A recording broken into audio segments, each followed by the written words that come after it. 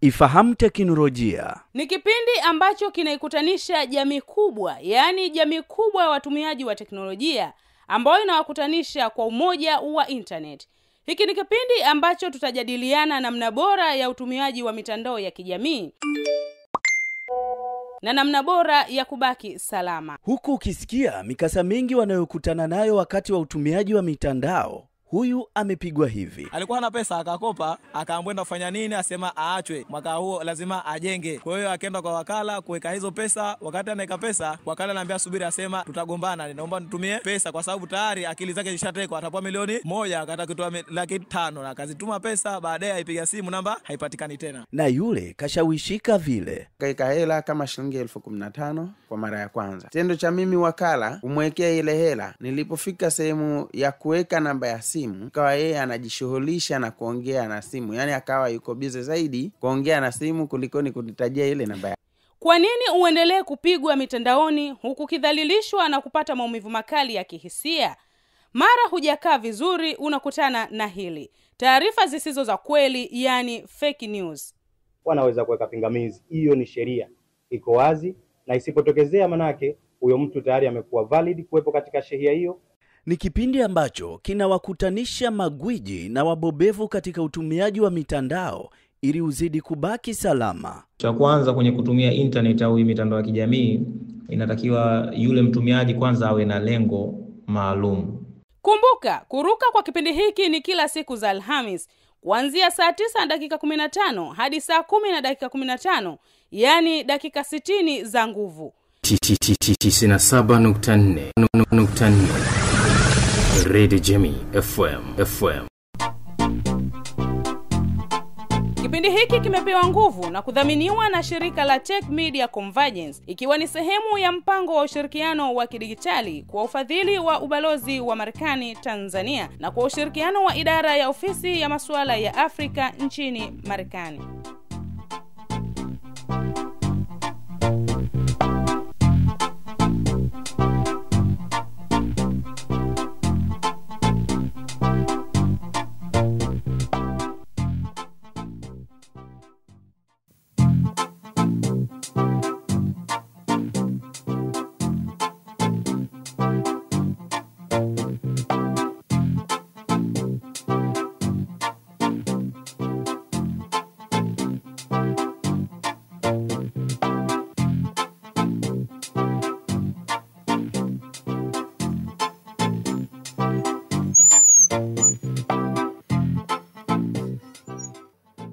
Naam, hali gani mpenzi msikilizaji wa 97.4 Radio Jamii Micheweni popote pale ulipo, nikukaribisha tena katika wasaa huu wa Ifahamu Teknolojia, kipindi ambacho kinakwenda kukujuza mambo mbalimbali ambayo yanatokea haswa katika matumizi ya internet pamoja na mitandao ya kijamii.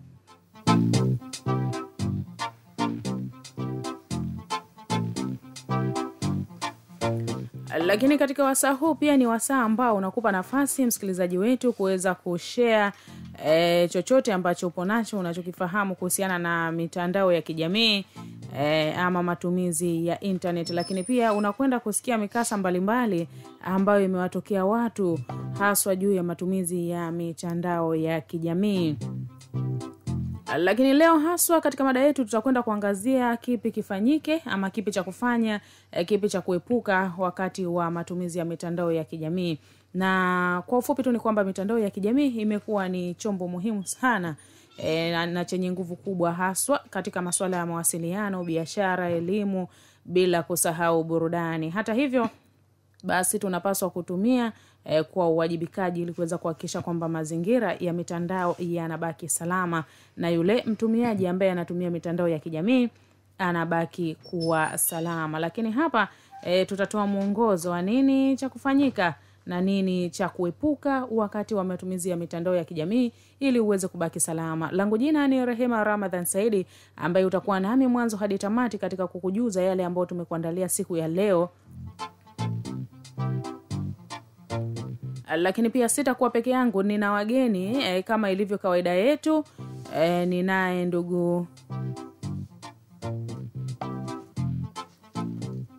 Ninaye ndugu Suleiman Rashid ambaye yeye ni mwananchi ambaye amekuja kushare nasi mawazo yake kuhusiana na kila ambacho anakifahamu, bila kumsahau Salim Ali Khatibu.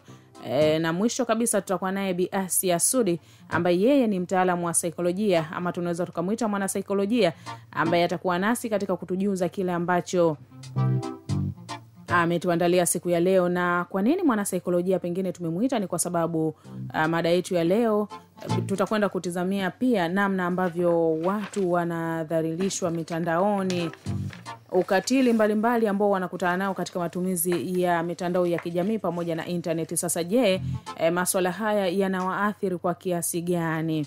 Na ndio maana tukawa naye Bi Asia Sudi kwa lengo la kuja kutupa mawili matatu kuhusiana na matumizi ya mitandao ya kijamii, lakini pia na athari hizo ambazo zinatokana. Lakini bila kusahau ni kwamba ama kwa faida ya msikilizaji ni kwamba Bi Asia Sudi yeye ni mwakilishi kutoka katika jeshi la polisi huko, ama unaweza kumuita Afande Asia, ambaye yetu tuko naye kama mwana saikolojia katika siku ya hii leo. Karibuni sana wageni wangu.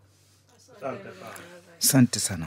Okay, shukrani. Na pengine nikianza na Bi Asia kwa ufupi kwamba ukaribie katika kuwasalimia msikilizaji wetu, lakini pia kutambulisho mfupi ambao unakutambulisha wewe. Asante sana ndugu mtangazaji. Naam. Kwa majina naitwa Asia Sudi Mzee na ni askari polisi kutoka ofisi kitengo cha dawati la polisi la jinsia na watoto wilaya Micheweni. Naam. Kazi yangu kubwa pale ni kupeleleza kesi zinazohusiana na udhalilishaji. Okay. Ndiyo. Naam, asante sana. Kama ambavyo umesikia, yeye kazi yake kubwa ni kuweza kupeleleza kesi ambazo zinahusiana na masuala ya udhalilishaji. Karibu Bi ndugu Suleimani, na wewe pia uweze kutoa utambulisho mfupi wa unaokutambulisha wewe kama wewe.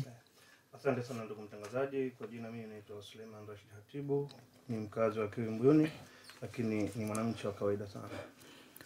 Okay, shukrani sana. Lakini pia nipo naye Salim Ali Khatibu, karibu sana. Asante sana. Nipo hapa, naitwa Salim Ali Khatibu. Mi ni mwananchi tu, ni mtumiaji tu wa mtandao.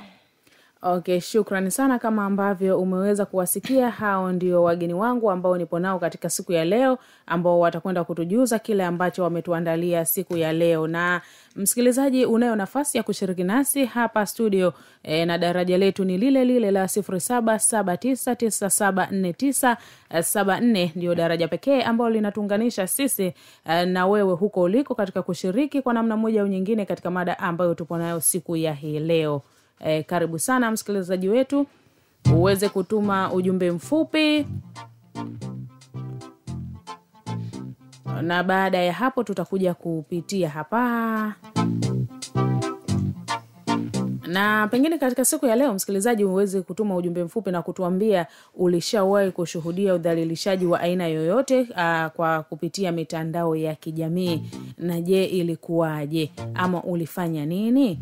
Inaweza ikawa kwa upande wako wewe au kwa upande wa mtu mwingine. Tuma ujumbe mfupi kupitia namba hiyo ambayo nimekutajia ili uweze kushiriki nasi hapa studio.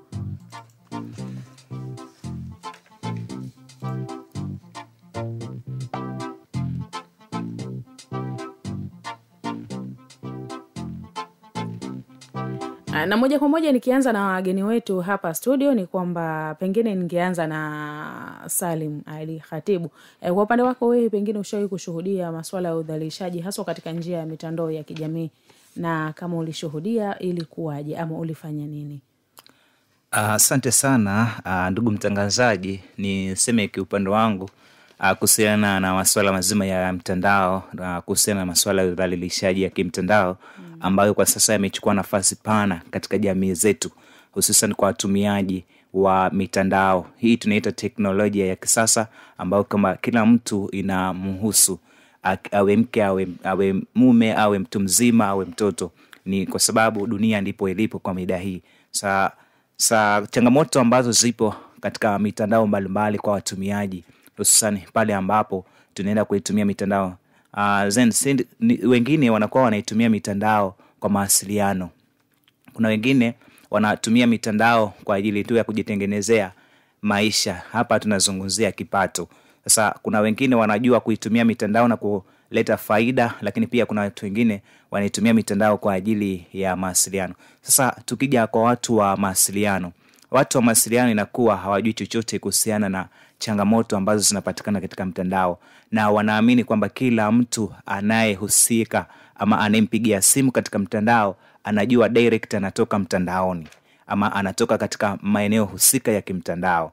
Lakini kumbe sio hivyo. Wako watu binafsi ambao wameandaa grupu kwa ajili ya kutengeneza maisha mtandao. Sasa maisha haya yatapatikana wapi?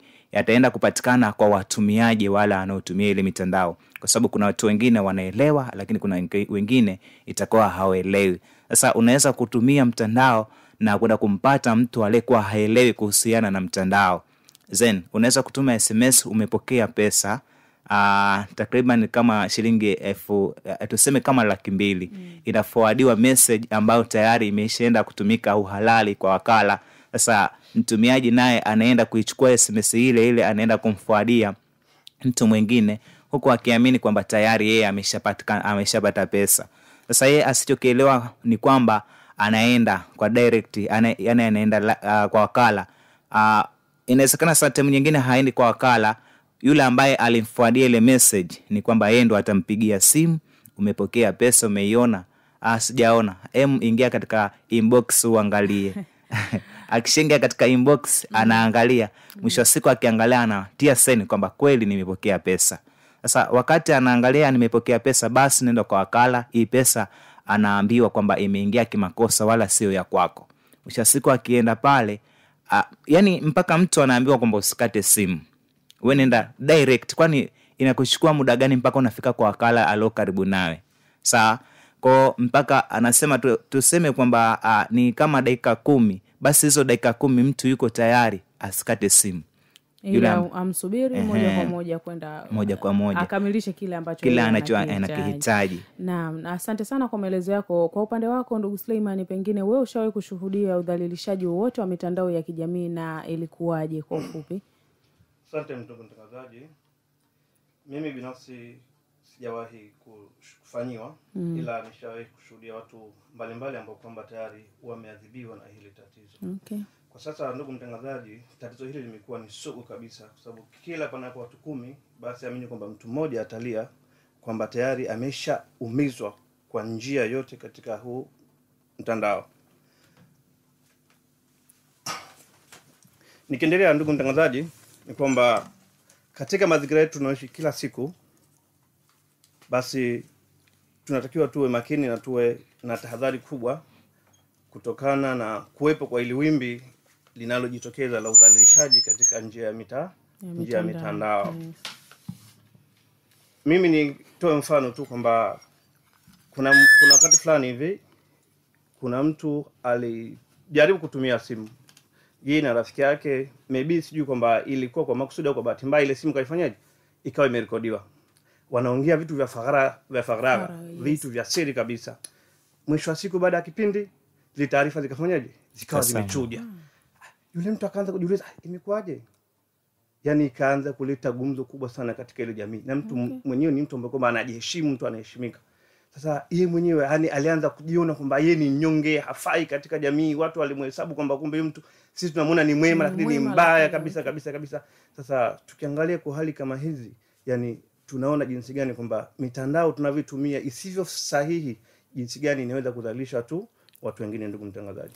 Okay, asante sana kwa scenario yako ambayo ni nzuri, lakini pia imeweza kutoa funzo na moja kwa moja imenifanya ni rejee kwa upande wake Bi Asia. Bi Asia, kutokana na masuala haya ambayo yanakuwa yanaendelea ya udhalilishaji ama ukatili mitandaoni, pengine unadhani yamekuwa na athari kiasi gani haswa kwa upande wa saikolojia ya watumiaji? Asante ndugu mtangazaji. Kama alivyoeleza wenzangu kuhusiana na mambo hayo ya mtandao. Sasa hivi dunia iko katika sayansi na teknolojia. Bila kutumia mtandao hufiki pahali. Vitu vingi sasa hivi tunatumia kuhusiana na mitandao, lakini kinachotakiwa kikubwa tuwe na elimu na hii mitandao. Watu wengi hawana elimu na hii mitandao. Wanatumia kwa kuiga au kwa kufuata mihemko tu. Na inasababisha mambo mengi ya udhalilishaji kufanyika. Au pengine kwa chuki tu za mtu binafsi anaweza akaitumia mitandao kwa yeye mwenyewe anavyohisi. Lakini athari zake wanakuwa hawazijui. Unavyotumia mtandao vibaya kwa namna moja au nyingine, unaweza ukajiathiri wewe mwenyewe au ukamwathiri mwingine, kwa sababu unavyomtolea mwenzio taarifa zake za siri kwenye mitandao umemdhalilisha. Na hata unavyochukua picha, pengine ukatoa picha ya mtu bila ridhaa yake mwenyewe, umemdhalilisha, na ile inaweza ikamuathiri ama kisaikolojia au hata akapata madhara, inawezekana mpaka pia kujiua. Kwa hiyo ni tatizo kubwa, na hili ni tatizo kubwa hasa la kidunia, sio kama tuseme la kinchi, ni la kidunia. Watu wengi sasa hivi wamehadalika na mambo haya ya mitandao, kama kwenye Facebook hayo, Twitter. Ukitizama kwenye simu zetu unaweza kuwakuta hata watoto, kama sasa hivi kuna hizi wifi. Kwa hiyo hizi wifi sasa hivi zinatumika vibaya sana, kwa sababu watoto wengi sasa hivi wanazitumia pasipo na kukubalika. Mtu anaweza kuweka wifi akaifungua muda wote ule. Kwa hiyo watoto wanaweza wakatumia wakaona vitu ambavyo hawapaswi kuviona. Pia ule ni udhalilishaji, kwa sababu umefanya vitu ambavyo watoto wanaweza kavitumia wakasababisha madhara kwa wengine, au hata sisi watu wazima, kwa sababu kuna watu wengine wanaweza wakabonyeza tu pengine kwenye simu bila kujua, lakini ukapeleka picha ambapo hapastahili na ukajidhalilisha wewe au ukamdhalilisha mwingine. Kwa hiyo ni matendo ambayo yanaonekana yameenea kwa kasi kwenye nchi yetu au kwenye taifa kwa ujumla.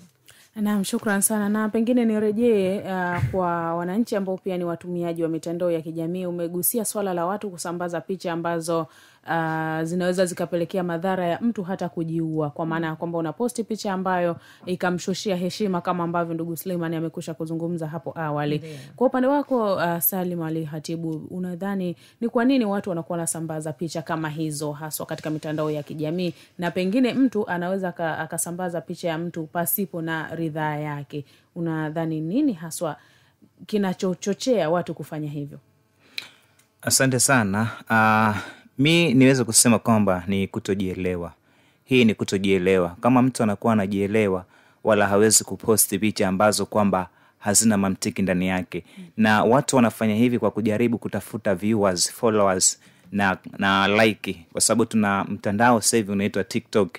Moja kati ya kitu ambacho kimeenda kuharibu sura ya mchi, lakini pia moja kati ya mtandao ambao kwa sasa umeenda kufichua siri za watu wengi, TikTok. Kwa sababu unaweza ukakaa tu ukakutana na watu tofauti wamekaa wanafanya shughuli zao pasi kujua wao kama wanarekodiwa, lakini kumbe wako watu ambao wanaenda kuichukua record ama video fupi, short clear tu kwa ajili tu mtu aposti wapi mtandaoni, ili aone kwamba hapo apate followers na viewers, kwa sababu yeye tayari kama kashaambiwa kwamba ukipata like kadhaa, followers kadhaa, wewe unatengeneza pesa mtandaoni.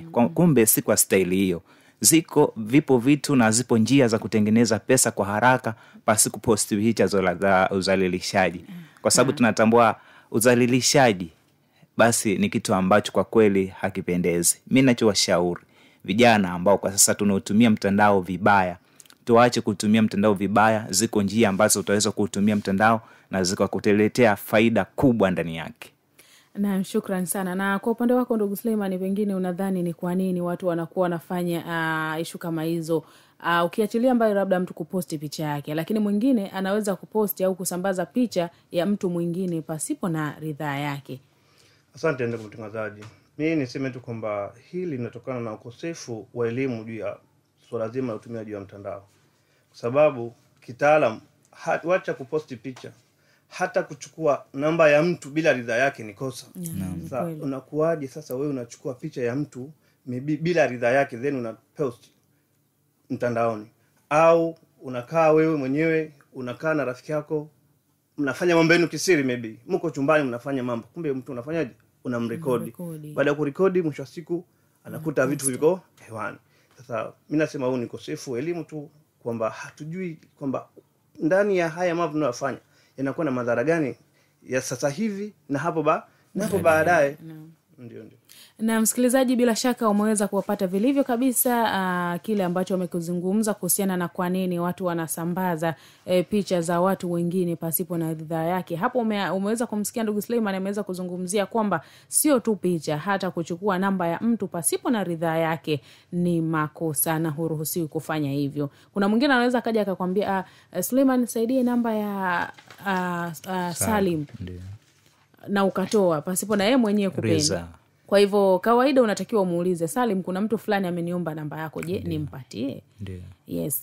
Na moja kwa moja msikilizaji, bado unayo nafasi ya kuendelea kutuma ujumbe mfupi ukijibu swali letu kwamba je, ushawahi kukumbana na aina yoyote ya udhalilishaji kwa njia ya mitandao, au ulishawahi kushuhudia kwa mtu mwingine yoyote, na ilikuwaje ama ulifanya nini? Namba yetu ni ile ile 0779974974 ili uweze kushiriki nasi. Na nikirejea kwako Bi Asia, kama mtaalamu wa saikolojia, na umeweza kuzungumzia swala ya kwamba kuna baadhi ya watu hata wanakwenda kujiua kutokana na kwamba wameshafikwa sasa na ule udhalilishaji. Anaona kama ambavyo ndugu Suleiman amezungumza kwamba mimi ni mtu ambaye nilikuwa najiheshimu, naheshimika, alafu mwisho wa siku mtu unakuta kimepostiwa kitu kama hicho, anafanyaje? Mtu anachukua hatua ya kujiua. Sasa kwa wale ambao hawajajiua, pengine mmekuwa mkiwasaidiaje nyinyi kama wataalamu wa saikolojia ili kuwaweka sawa?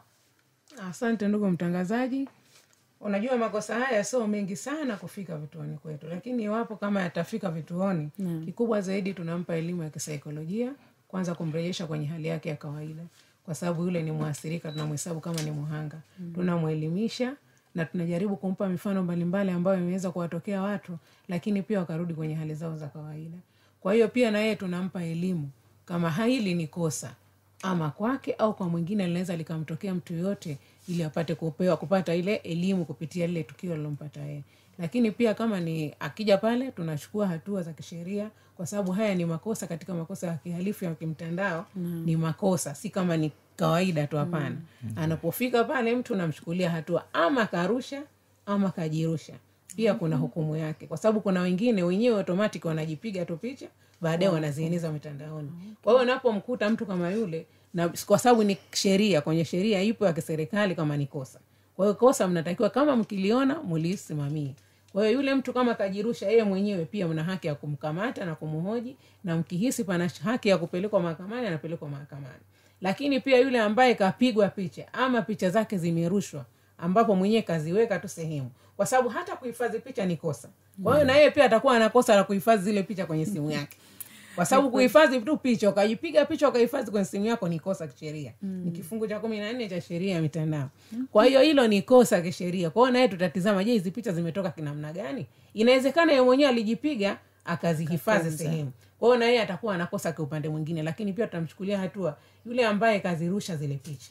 Inawezekana ni mtu tukachukua simu karusha, tutaanza naye, lakini pia na yeye tutamchukulia hatua kuhifadhi zile picha, kwa sababu hizi simu au mitandao kompyuta huwezi kutumia peke yako. Kuna wataalamu wengi. Anaweza simu ikapotea, unaweza simu ukauza. Kama sasa hivi tuna kesi pale Konde. Kuna mtu alikuwa na simu, akambaka mtoto wa miaka 15, baadaye akampiga picha. Baada ya kumpiga picha ile simu akauza. Kwa yule alomuuzia, baada ya kwenda kwenye gallery kaziona zile picha, yeye akazieneza mtandaoni. Kwa hiyo wote ni wakosa. Alouziwa simu ni mkosa, lakini na wewe uliohifadhi zile si picha ni umefanya makosa. Lakini pia na kitendo cha kumpiga mtu picha ukazihifadhi kwenye simu yako ni kosa. Kwa hiyo basi atakapofika pale, sisi tunachukua hatua kama sheria inavyosema.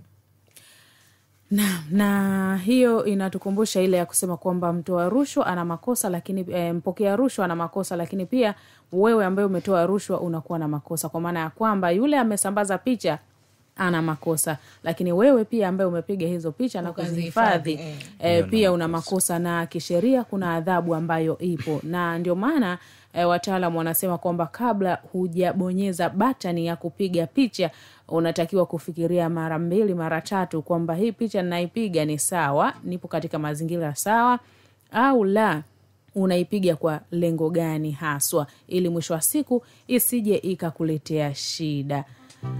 Na msikilizaji, na sasa tuende tukaungane na ripota wetu Abu Bakar Ali, ambaye yeye ameingia mtaani kukutana na wadau mbalimbali, wananchi mbalimbali huko mtaani, na wao pia walikuwa na ya kuzungumza kuhusiana na mada yetu ya leo. Karibu.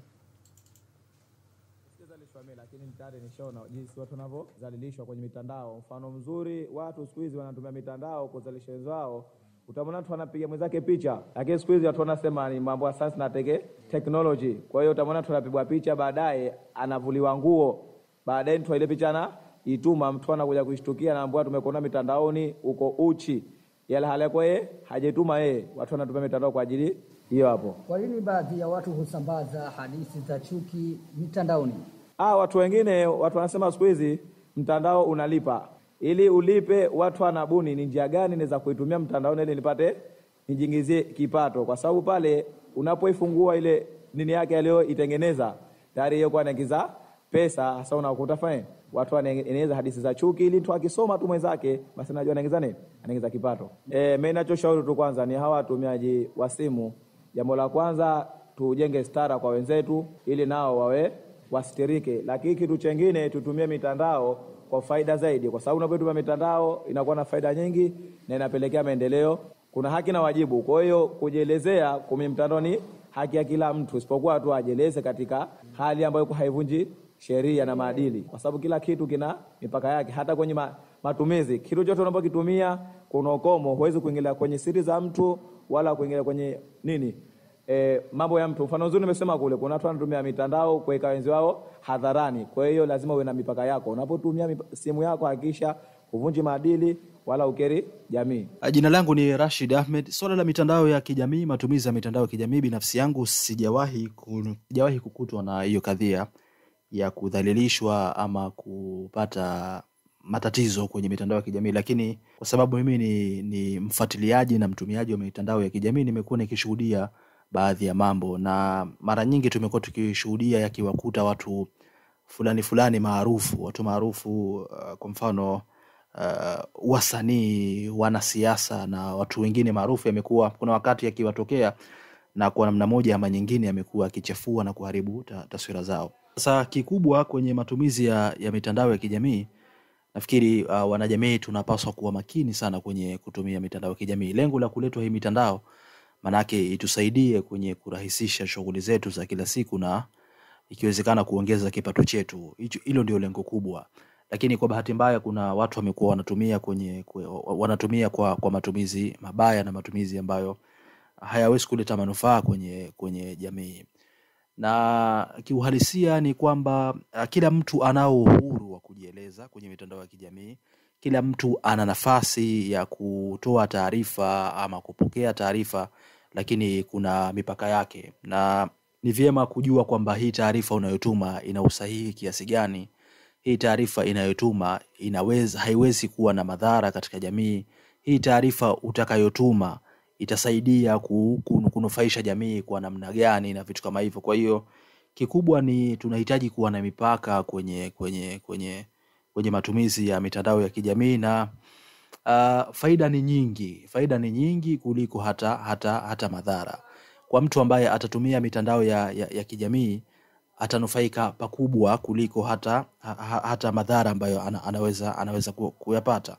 Kwa kikubwa mimi ninachowashauri wanajamii ni kuhakikisha kwamba wanakuwa makini na taarifa zao wanazozipokea na wanazozituma. Watume taarifa zenye usahihi, watume taarifa ambazo zinaendana na tamaduni na sheria na silka ya Mzanzibari, ili kuhakikisha kwamba tunakuwa salama. Lakini kubwa zaidi ni kuhakikisha kwamba tunaitumia mitandao ya kijamii kwa manufaa, especially sisi vijana. Mara nyingi tumekuwa tunapoteza muda kwenye mitandao ya kijamii kuangalia mambo ambayo yamekuwa sio mazuri, kwa maana kuangalia picha chafu na vitu kama hivyo. Lakini tunaweza kuitumia mitandao ya kijamii kama fursa mpya ya kujikuza kielimu, fursa mpya ya kujikuza biashara, fursa mpya ya kujenga mahusiano na watu tofauti ndani na nje ya nchi kwa ajili ya kupata manufaa yetu kiuchumi, lakini pia kwa maendeleo yetu. Kuhusu kudhalilishwa, kwa upande wangu mimi haijawahi kunitokea wala sikumbuki kufanywa udhalilishaji kwenye mitandao, lakini tunashuhudia mambo yanakuwepo kwenye mitandao. Tunaona vyombo vya ulinzi na usalama huwa vinafuatilia na kuwachukulia wale wote ambao wanakiuka hizo taratibu za udhalilishaji kwenye mitandao, kwa sababu udhalilishaji wa kwenye mitandao na udhalilishaji ambao kwenye jamii upo ni huo, hauna tofauti kwangu mimi, kwa sababu tunaona kudhalilishwa sio kama mtu lazima abakwe au afanywe vitendo vya ukatili wa kijinsia. Hata ukamtukana tu kwenye mitandao ya kijamii, tunaona watu wanatukanana siku zote kwenye magrupu ya WhatsApp huko. Tunaona huko watu wanachafuana, kufanyiana defamation huko kwenye mitandao mbalimbali, Facebook, Insta. Tunaona watu wanapostiwa kwenye picha zao ambazo hazipo hali nzuri. Mtu yupo kwenye faraha, picha yake inaachwa kwenye mtandao. Mtu yupo katika mazingira ambayo sio ya kujistiri, picha yake inaachwa kwenye mtandao. Ule wote ni udhalilishaji, ndugu mwandishi. Sasa tunakuwa tunaona watu mbalimbali wanafanywa hayo mambo, lakini kwa upande wangu mimi hiyo hajanikuta. Nashukuru mpaka sasa, na nahisi labda vile na kuwa sio mtu ambaye mtu wa kukomenti sana mitandao. Mimi mkubwa na kuwa nafuatilia tu, sina comment ya mtu aposti, sina comment ya mtu, wala sio mtu ambaye kwamba anajiweka kwamba lazima niwe na posti kwenye mtandao. Mimi kuposti na kwa si sana itokezee tu, na mara nyingi kitu ninachokiposti na kwa kipo katika hali ya staa na kuzalisha mitaani.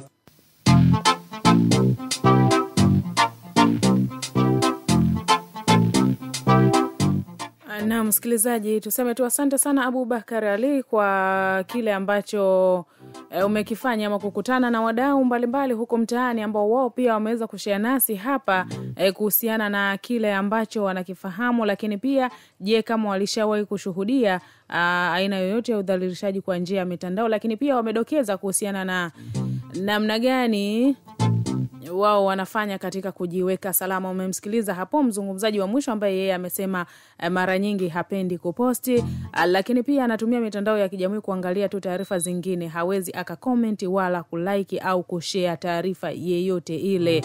Na hii sio kwa maana ya kwamba hapendi labda kufuatilia vitu vizuri, la, ni kwa sababu anahitaji kujiweka salama zaidi. Na mimi nikuambia tu kwamba msikilizaji, unatakiwa kushiriki habari ambazo ni chanya na za kweli katika mitandao ya kijamii, kwa sababu hii mitandao ya kijamii mara nyingi inaweza kuwa na athari kubwa sana na ikaathiri mitazamo na hisia za watu. Kwa hivyo daima unatakiwa kushiriki maudhui ambao ni mazuri, ambao ni chanya na yenye manufaa kwako, lakini pia na jamii kwa ujumla. Mfano, unaweza ukaposti hadithi ama story ambazo zinatoa elimu juu ya masuala mbalimbali, athari ya magonjwa ama masuala ya biashara na vitu kama hivyo. Ukumbushano ama uweza kukumbushana vitu ambavyo ni vya kweli na si habari ambazo hazina uhakika. Na epuka sana kushare ama kushiriki habari ambazo wewe umetumiwa na wewe ukaiposti moja kwa moja pasipo na kuifanyia uchunguzi ama uhakika. Hiyo inaweza kukusaidia sana katika kubaki salama. Na moja kwa moja nikazipitia jumbe ambazo zimenifikia hapa studio, na nikirudi tunaendelea na kile ambacho tumebakiza katika kipindi hiki cha leo, katika siku ya leo. Na moja kwa moja huyu anasema kwamba niliwahi kuona udhalilishaji mtandaoni na ikapelekea mtu kuweza kujiua. Baadaye anasema baada ya kuona picha zake, zilipelekea mtu kuweza kujiua mara baada ya kuona picha zake zikisambaa katika mitandao ya kijamii, haswa katika WhatsApp. Hajasema ni nani, anapatikana wapi. Asante sana kwa kushiriki nasi tukio hilo ambalo umewahi kulishuhudia. Wanasema Radio Jamii Micheweni sasa hivi mmekuwa vizuri sana, maana mnakwenda kutusaidia jamii. Anasema huyu ni Time Juma, yupo maeneo ya Micheweni. Shukrani sana Time Juma kutoka maeneo haya ya Micheweni. Unasema jamii, anasema jamani matapeli kumbe ni wajanja hivi. Anasema mpaka mtandaoni wanawaibia. Huyu ni Juma Hamadi, yuko maeneo ya Pandani huko. Shukrani sana. Huyu hapa anasema nipongeze Radio Jamii Micheweni kwa elimu hii. Anasema sikuwahi kuipata, lakini kwa mwezi huu nimeipata elimu ya muhimu sana. Anasema ni vyema kuifanyia kazi swala la elimu. Shukrani sana. Huyo anasema hongereni sana Radio Jamii Micheweni, mmetupa elimu, mmetupa kitu kizuri sana. Jinsi ya kujikinga na udhalilishaji mitandaoni. Huyu ni Faki, yupo maeneo ya Wete, huko ndiko anakopatikana. Huyu anasema serikali inapaswa waunge mkono Radio Jamii kwa vipindi vyenye kuelimisha. Aya, shukrani sana. Anasema kuelimisha jamii juu ya utumiaji mzuri wa mitandao ya kijamii. Asante sana. Huyo anasema dada tuko pamoja sana, by Mukrim kutoka maeneo ya Sizini. Anasema hii mada ni mzuri, tunaomba siku nyingine irudiwe. Haya, msikilizaji huyu anasema picha za uzalishaji ni nyingi sana mitandaoni na ningewaomba watu waache kutuma picha chafu mitandaoni. Huyu ni Nasoro Isa wa Konde Roundabout ndiko anakopatikana. Bila shaka wamekupata vilivyo kabisa Nasoro Isa. Na nirejee hapa studio kwa wageni wangu. Naona wamekuwa kimya kwa muda kidogo. Karibuni tena, tuchangamke juu ya mada yetu tulionayo katika siku ya hii leo. Na msikilizaji, moja kwa moja nikianza na ndugu Salim Ali, nirejee kwako. Unadhani nini kifanyike sasa mara baada ya kuwa tumesikiliza yote haya tulioyazungumza sisi studio, lakini kile ambacho kimesemwa na wadau mbalimbali mtaani? Unadhani nini kifanyike ili kuweza kuhakikisha kwamba watu wanabaki salama mitandaoni? Asante sana.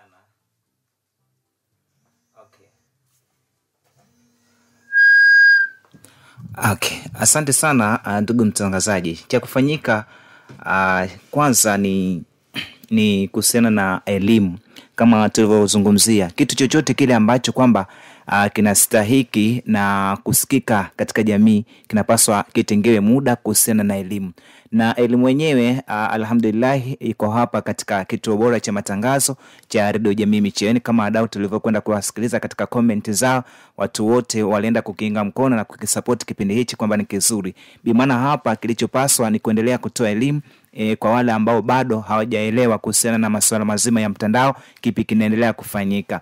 Na ili mambo yake sawa ni kwamba kwa wale ambao wanatumia mtandao, basi wakubali tu kutumia mtandao kwa uzuri wala sio kwa ubaya. Na kila mtu anapaswa kutumia mtandao kwa sababu ni wakati wa mitandao kwa kile ambacho pia anahitaji kukitumia.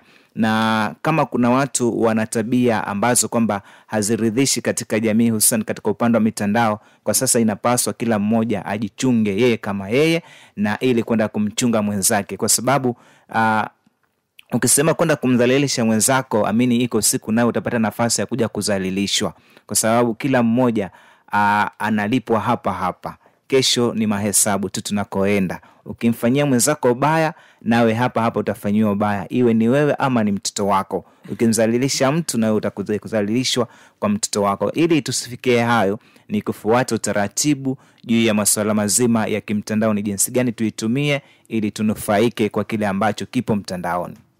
Na shukrani sana, ni maelezo yake hayo Salimu Ali Khatibu, ambaye yeye amekuambia kile ambacho unapaswa kukifanya ili kuweza kubaki salama mitandaoni. Nikirejea kwa upande wako Suleimani, wewe unadhani nini hasa kifanyike ili kuweza kuhakikisha kwamba sisi kama watumiaji wa mitandao ya kijamii tunabaki salama katika swala hilo, kwa sababu tunafahamu mitandao ni swala ambalo haliepukiki?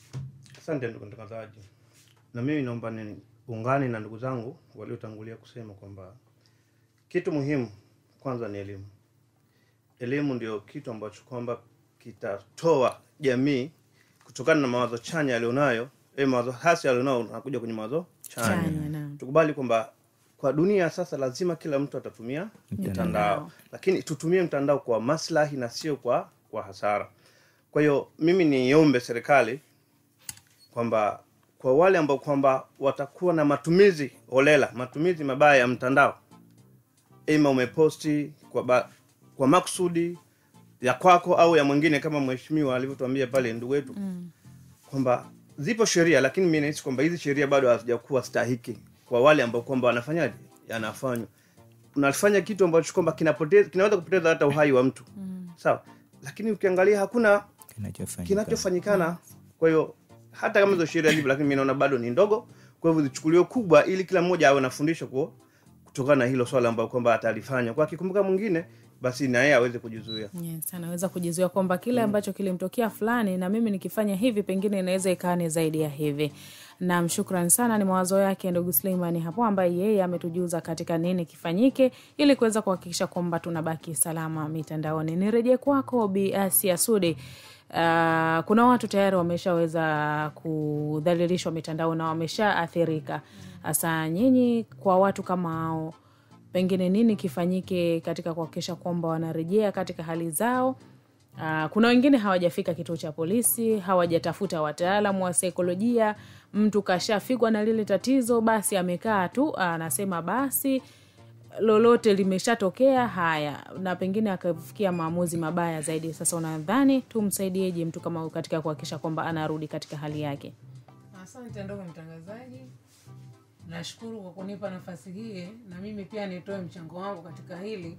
Kwanza naomba kuiambia jamii kuwa mitandao ina faida ukitaka faida. Lakini kama ukitaka hasara, basi ina hasara kwako. Kwa sababu kuna wengi ambao wao wenyewe binafsi wanajizalilisha kwenye mitandao. Kwa hiyo wengi ndio nawaona wale ambao wanajizalilisha wao wenyewe. Lakini ni wachache ambao baadaye wanatumia mbinu ile kuwazalilisha na wengine. Kwa hiyo sisi kama serikali tunawaomba wale ambao watafanyiwa matendo haya, sheria zipo, wafike vituoni, tutachukua hatua. Lakini chengine pia iwapo ule ushahidi, kwa sababu ushahidi wa mitandao unaendana na mtandao wenyewe. Kwa hiyo pengine inawezekana sisi lile tukio hatujaliona, wewe umeliona. Kwa hiyo ile ushahidi ambao unatakiwa uje nao, kwa sababu kitu chochote ni ushahidi. Pengine inawezekana ukaikuta ile picha umeikuta kwenye simu ya huyu fulani. Lakini sasa wewe baadaye umeifuta kwa kuogopa aibu, baadaye umekuja polisi. Kwa hiyo sisi cha kutusaidia ni ile picha ambayo wewe umeiona. Kwa hiyo unakuja nayo na tunaanza nayo. Kwa sababu sisi lazima tushirikiane na wenzetu wa mitandao ili kupata kujua uhalisia nani alorusha hii picha. Na mwanzo wa hii picha imeanzia wapi? Kwa sababu naamini ikirushwa ile picha mtandao ni mrefu, inawezekana mrushaji ni mwingine, lakini wewe umemshuku mwingine. Kwa hiyo inabidi lazima kuna utaratibu wa kufuata katika hizi ili kuweza kupata muhalifu halisi. Kwa sababu kwenye mitandao ni shida sana ushahidi wa kwenye mitandao. Kwa hiyo lazima ushahidi wake uambatane kwa msururo ule ukuta mwanzo. Lakini sio ushaona taarifa hii ishaonekana, pengine fulani ataiona ukaifuta, baadaye ukaja kuripoti. Kwa hiyo unapoteza ushahidi. Kwa hiyo pale unapoiona, ukija sisi tutakusaidia kwa namna moja au nyingine. Inawezekana isifike mahakamani, lakini pia ukapata elimu ya kisaikolojia ambayo itakuwezesha kuendelea kuishi kwa amani. Naam, na hii ni kwa mara kuna baadhi ya watu wamekuwa kila ambacho umekizungumza ni kweli. Mtu anaweza akaona kwamba imetokea shuka kama hii sasa ni aibu. Mtu anaona nikishiriki na mtu mwingine labda nikamshirikisha hili tatizo langu, yani atazidi atazidi kwa hivyo kuonekana zaidi. Kwa hivyo unapoteza ushahidi. Anaamua kufuta, kumbe anapoteza ushahidi. Sasa wewe ambaye tayari umeshakukumba tatizo hili kwa kuogopa kwamba aibu mtaani na ama kwa ndugu jamaa na marafiki, basi fika tu kituo cha polisi ama katika dawati lolote ambalo linahusiana na masuala ya saikolojia, wanakusaidia. Fika na ushahidi kama ambavyo Biasi ameweza kuzungumza, na usifute huo ushahidi. Na tuseme tu kwamba cha kukukumbusha msikilizaji ni kwamba katika mitandao ya kijamii kuna mijadala mbalimbali ambayo inakuwa inarushwa ama watu wanaiweka pale kwa ajili ya kujadiliana. Tunaona kuna masuala ya michezo, kuna masuala ya urembo, mapishi na vitu vingine mbalimbali, masuala ya kijamii. Sasa katika vile vitu ambavyo wanakuwa wanaviposti ama hiyo mijadala ambayo inakuwa inapostiwa, wewe kama mshiriki unatakiwa kushiriki katika namna ya heshima, kwa maana ya kwamba utumie lugha ambayo ni nzuri na isiwe lugha ya matusi, hata kama kile kitu wewe kinakukera. Kama ukiona haufai kabisa, basi unaweza ukafanya kama ambavyo mwananchi kule mtaani ameweza kuzungumza kwamba usishiriki kabisa, either usisikilize kabisa au usicomment kitu chochote. Na hii itakusaidia sana wewe kuweza kubaki salama, kwa sababu kuna baadhi ya watu hasa katika majukwaa ya kama Instagram, lakini pia Facebook, mtu anaweza kaposti kitu chake pale, watu wakashusha comment za matusi. Inatokea ishu kama hiyo. Sasa hiyo hapo moja kwa moja itakupeleka wewe kwenda kuingia kwenye tatizo la kufanya udhalilishaji ama ukatili katika mitandao ya kijamii. Lakini pia msikilizaji, bado una nafasi ya kushiriki nasi kupitia namba yetu ile ile ya 0779974974 ili uweze kutuambia kama ulishawahi kushuhudia udhalilishaji wa aina yoyote kwa njia ya mitandao, lakini ama ilikuwaje ama kipi kilifanyika. Na sasa tukamsikilize na sasa moja kwa moja msikilizaji, turejee kwenye maswali yetu hapa, ambapo ni katika kufanya utamatishaji. Na moja kwa moja maswali ambayo tunakwenda kutamatisha nayo ni kwamba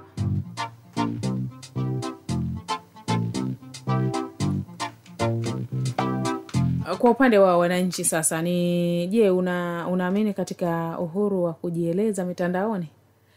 Ndugu Salim Ali, unaamini katika uhuru wa kujieleza mitandaoni, na je unapaswa kuwa na mipaka ya aina gani? Asante sana. Napaswa, kwa sababu ni wakati wa mtandao kwa sasa inanilazimu.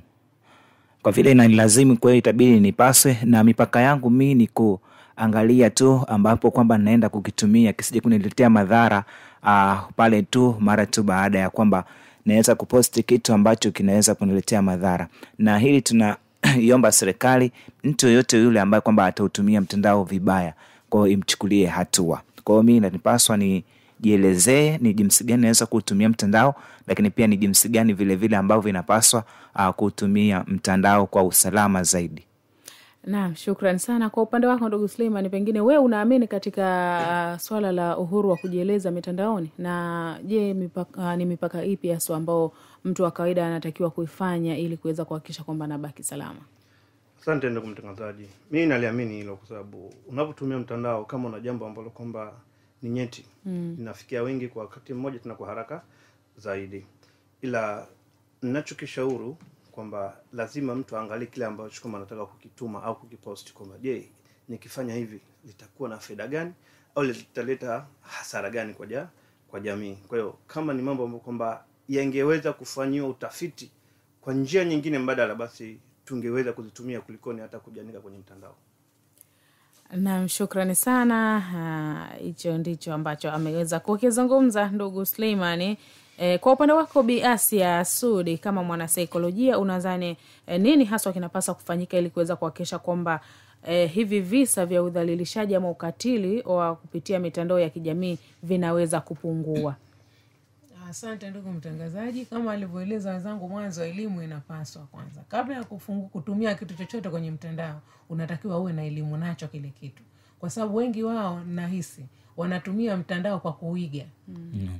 Ameenda kwenye mitandao, kwenye hizi kwenye ma TikTok, ma Twitter, hayo kwenye ma Facebook hayo, ameona kitu, amekipenda na yeye anakiposti, lakini hana utaalamu nacho. Wala hajui athari yake. Isipokuwa kapenda tu fulani kaeka na mimi niweke. Kama sasa hivi kuna haya status. Pengine umekuta status umezoea kaeka nzuri tu, pengine eka maanisha mtu mwingine na wewe unaiiba alafu unaiweka. Kumbe wewe yeye katuma kwa mtu ambaye ana pointi nayo, pengine ana hasira naye, anashuki naye, kwa hiyo na wewe unaiweka. Mpaka mwisho saa nyingine watu wanakuuliza, "Vipi leo? Naona leo uko hivi?" Kwa hiyo wanakushtuka kwa sababu wewe ufanani na kile ambacho umekiweka kwenye status yako. Kwa kikubwa zaidi tunachoomba watu wafanye hivyo mambo ya kuweka haya mambo ya mtandao, kutumia mambo ya mitandao. Uwe na elimu na kile unachokiweka. So unaiga tu, kwa sababu huu wigo ndio unaopelekea watu kudhalilishwa ama kujidhalilisha wenyewe kwenye mitandao. Kwa sababu hii mitandao, kama tuseme haya mambo ya mitandao haya yamekuja kwa faida. Ilipoanzishwa ilikuwa ni kwa faida au elimu au kitu gani, lakini sasa hivi haina faida. Wapo ambao wanaelimika, wanafaidika na hii mitandao. Kama tukifungua tunaona kuna biashara mtu anatangazia, kuna mapishi, kuna watu wengi hawajui kupika, wanatumia mitandao tu na mtu anajua kupika. Lakini wengine hawana elimu hiyo, wanaitumia vibaya, isivyo halali. Kwa hiyo ndio maana inakuja ile ya kutumia mitandao isivyo halali au unatumia mitandao hii vibaya. Na ndio maana zikatungwa hizi sheria kwa kuonekana kuwa sasa hivi kuna makosa mengi ya cyber. Makosa mengi ya mitandao yanatendeka, na ndio maana zikaundwa hizi sheria ndogo ndogo kwa ajili ya kuweza kuzuia haya makosa yanayofanyika. Naam, shukrani sana kwa maelezo yako mazuri hapo. Umenikumbusha kitu biasi ya kwamba mtu ameona mtu ameposti status kisha na yeye akachukua akaiposti, watu wakamuuliza kwamba umekutwa na nini. Na kawaida wataalamu wanatuambia kwamba ukitaka umfahamu mtu ni wa aina gani, japo sina uhakika kama ni kweli, ila ukitaka kumfahamu mtu wa aina gani, basi fuatilia mitandao yake ya kijamii ambayo anaitumia.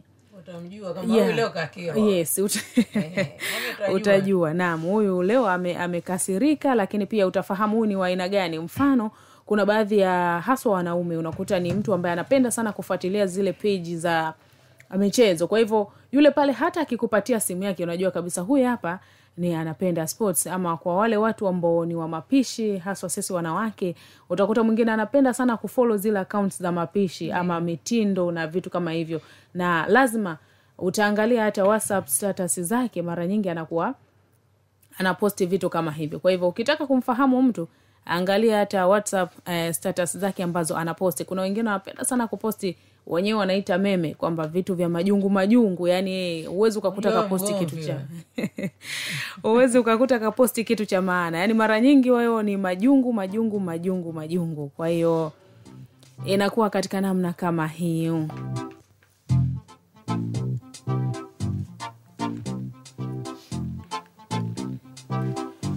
Na msikilizaji, ni cha kutamatisha ni kwamba nikuambie tu kwamba katika kushare ama kushiriki habari mbalimbali kwenye mitandao ya kijamii, basi unatakiwa kuthibitisha kwanza maudhui ambayo unataka kuyaposti katika mitandao ya kijamii kabla ya kuweza kuposti moja kwa moja. Na hii itakusaidia sana wewe katika kuepuka zile tunaita habari za uongo ama fake news na kuweza kuzisambaza kwa haraka. Hii itakusababisha pia wewe kuweza kuepusha ama kuondoa hofu kwa wale ambao wanakufuatilia haswa katika mitandao yako ya kijamii. Kuna baadhi ya watu haswa katika Instagram washajulikana kabisa, hawa ni watu wa udaku. Yani ni wale watu ambao wanaposti taarifa ambazo hazina maana, lakini pia ni mara nyingi zinakuwa si za kweli. Sasa pengine wanafanya hivyo kwa sababu hawafanyi uhakiki kabla ya kuposti taarifa zao. Kwa hivyo sisi tuepuke, tuweze kuhakikisha kwamba tuna hakiki kwanza maudhui kabla ya kuweza kuposti. Lakini pia hii ya kuweza kuiba status za watu, hii nayo ukiacha inaweza ikakusaidia sana, kwa sababu kama alivyosema Biasi, yani kwamba huwezi ukajua mtu ameposti kile kitu kwa sababu gani au ana maana gani, na wewe unachukua unaposti, mwisho wa siku unaonekana ni mtu ambaye huna maana kwa wale watu ambao wamekuzoea. Lakini pia msikilizaji, unatakiwa kuepuka kuweza kushiriki maudhui ya kudhalilisha ama kudharau watu katika mitandao ya kijamii. Hii pia itakusaidia sana wewe kuweza kubaki salama. Lakini pia epuka sana taarifa ambazo ni za kibinafsi katika jamii. Hii pia itakusaidia sana wewe kuweza kubaki salama. Nikushukuru sana wewe ambaye ulikuwa nasi mwanzo hadi tamati wa kipindi hiki cha Ifahamu Teknolojia, ambapo katika siku ya leo nilikuwa naye mgeni wangu hapa, wageni wangu mbalimbali, lakini wa kwanza alikuwa ni Suleiman Rashidi. Yeye ni mwananchi wa kawaida ambaye ametujuza uzoefu wake juu ya matumizi ya mitandao ya kijamii, visa ambavyo amewahi kuvisikia kwenye watu ambao wameweza kudhalilishwa katika mitandao ya kijamii, lakini pia nini anafanya haswa katika kuhakikisha kwamba anabaki salama. Kwa upande wake Salim Ali Hatibu, yeye pia ni mwananchi wa kawaida ambaye pia ametujuza kuhusiana na kile ambacho anakifahamu, lakini nini anafanya, lakini ameshauri kwa watu nini kifanyike katika kuhakikisha kwamba tunabaki salama mitandaoni, hali ambayo kwa sasa mitandao ya kijamii imekuwa ni kama nguzo katika maisha ya watu, haswa katika mambo ya biashara, elimu, tamaduni, michezo na mambo mengine kede. Lakini tulikuwa naye Bi Asia Sudi, ama unaweza kumuita Afande Asia. Huyu yeye mwakilishi kutoka katika jeshi la polisi, lakini katika siku ya leo amesimama kama mwana saikolojia ambaye yeye ndio kitengo chake hapo katika jeshi la polisi, ambaye amekuja kutujuza athari mbalimbali za kisaikolojia ambazo wanazipata watu ambao tayari wamekwisha kudhalilishwa mitandaoni, lakini ametujuza nini wanafanya katika kuhakikisha kwamba watu hawa wanabaki katika hali nzuri. Kwa niaba ya wote ambao wameandaa kipindi hiki, akiwemo Ali Masudi Kombo, Shaban Ali, Abubakar Ali, Esau Simon Kalkubila, langu jina ni Rehema Ramadhan Saidi. Lakini kipindi hiki kinadhaminiwa ama kinaletwa kwenu na udhamini mkubwa kabisa wa Tech Media Convergence. Na kufikia hapa msikilizaji, hatuna la ziada. Tukutane tena siku nyingine wakati kama huu katika kukujuza kipi ambacho tutakuwa nacho katika siku hiyo inayokuja.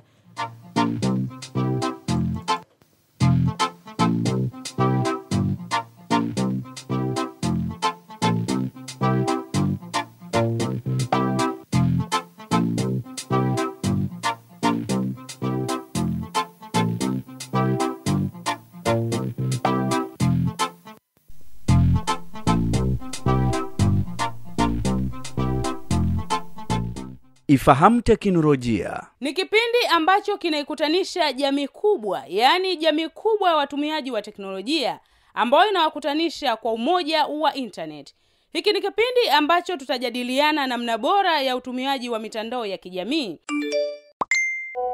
na namna bora ya kubaki salama. Huku ukisikia mikasa mingi wanayokutana nayo wakati wa utumiaji wa mitandao, huyu amepigwa hivi. Alikuwa na pesa akakopa, akaambiwa kufanya nini, asema aachwe. Mwaka huo lazima ajenge. Kwa hiyo akaenda kwa wakala kuweka hizo pesa. Wakati anaweka pesa, wakala anambia subiri, asema tutagombana, naomba nitumie pesa kwa sababu tayari akili zake zishatekwa. Atapewa milioni 1, akataka kutoa 500,000 na akazituma pesa. Baadaye aipiga simu, namba haipatikani tena. Na yule kashawishika vile. Kaika hela kama shilingi 15,000 kwa mara ya kwanza. Tendo cha mimi wakala kumwekea ile hela, nilipofika sehemu ya kuweka namba ya simu, kawa yeye anajishughulisha na kuongea na simu. Yaani akawa yuko busy zaidi kuongea na simu kuliko ni kunitajia ile namba ya.